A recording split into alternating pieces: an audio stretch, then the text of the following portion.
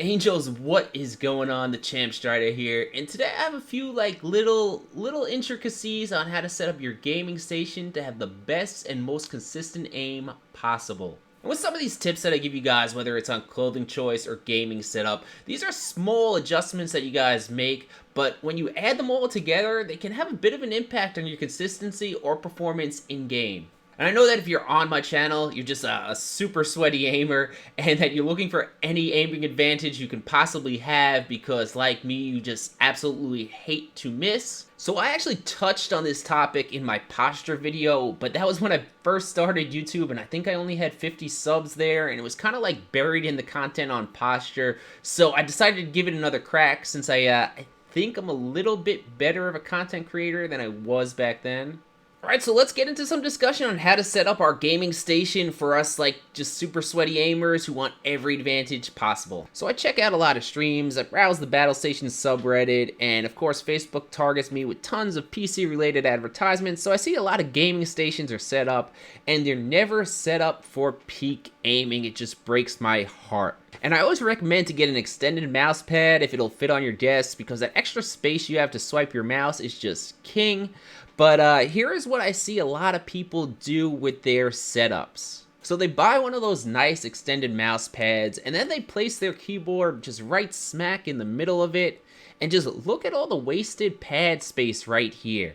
And if you're setting up like this, you bought that huge mouse pad for absolutely no reason. We want to maximize our aiming space as much as possible, and the keyboard in the center of the pad, it's a typing thing, but we're clapping noobs here, we're not typing, so we're gonna take that keyboard and we're gonna move it all the way to the left. And if you look at the graphic now, just notice how much space I cleared up to swipe my mouse now. And this right here is the difference on those longer strafes or those longer flicks between landing a kill or just running out of space and having to pick up your mouse and reset it in the middle of your pad to start tracking again. And once you start getting into maximizing your space, you can go even further by looking at your gear. And for just many years, gaming keyboards were these just huge monstrosities where it seemed like the companies needed to justify like the $150 price tag by adding a million buttons and a million features. And I've owned many of these keyboards through the years, and never once have I used those extra buttons or features.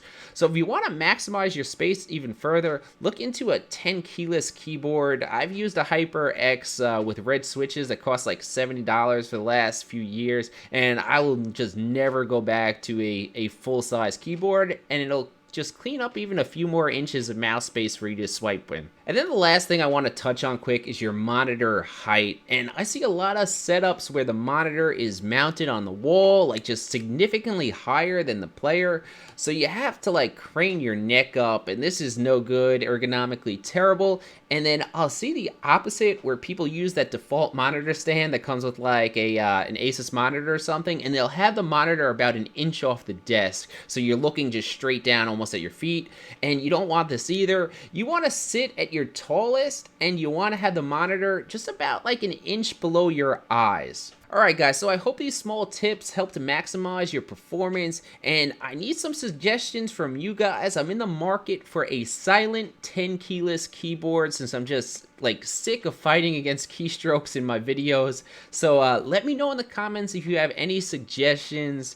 And now if it's your first time here or you haven't done it yet, become an angel by subscribing. I release FPS content every single week, and we're looking to grow the community. Champ out.